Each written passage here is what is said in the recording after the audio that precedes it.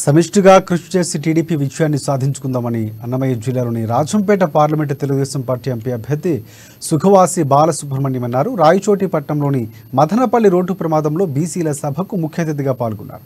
TDP అధిష్టానం Nara Chandrababu Naidu Rajampet parliament అభ్యర్థిగా ప్రకటించినందుకు ప్రత్యేకంగా ధన్యవాదాలు చెప్పారు. టీడీపీ బీసీల అభివృద్ధికి ఎంతగానో కృషి చేసిందని, రాబోయే ఎన్నికల్లో తెలుగుదేశం పార్టీని అత్యధిక మెజార్టీతో గెలిపించుకోవాల్సిన అవసరం ఉందన్నారు బాలసుబ్రహ్మణ్యం. వారిని కలవడం జరిగింది.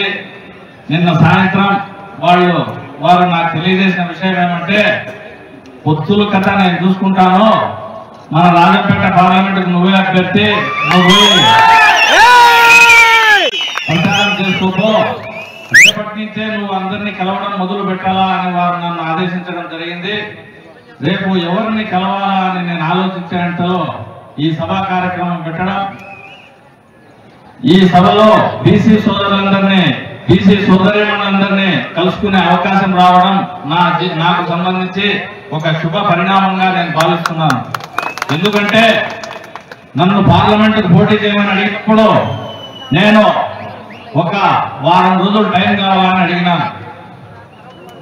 అన్ని ఆలోచించుకున్న తర్వాత నాకు కొంతమంది సలహా ఇచ్చినారు. అవతల వాళ్ళతో నువ్వు తట్టుకోగలుగుతావా, వాళ్ళ దగ్గర అంత డబ్బు ఉందంట, ఇంత డబ్బు ఉందంట, ఇల్లు వాళ్ళు చెప్తారని నాకు చెప్పినారు.